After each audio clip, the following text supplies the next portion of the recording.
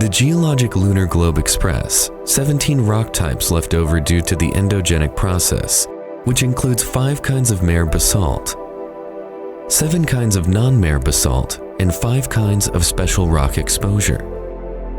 The geological lunar globe expresses 14 kinds of geological structures left over on the lunar surface, including the endogenic deep fault, shallow fault, graben, crater floor fracture, wrinkle ridge, lobate scarp.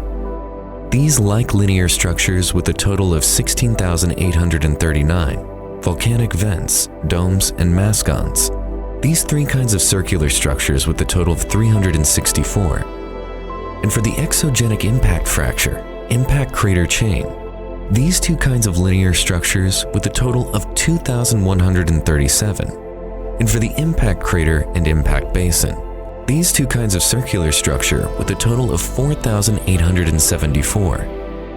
The geological lunar globe expressed 12,341 impact craters that left over by exogenic process, and 7,548 of these impact craters were recognized with the expression of the crater matter, and 4,793 impact craters were expressed as the circular structure.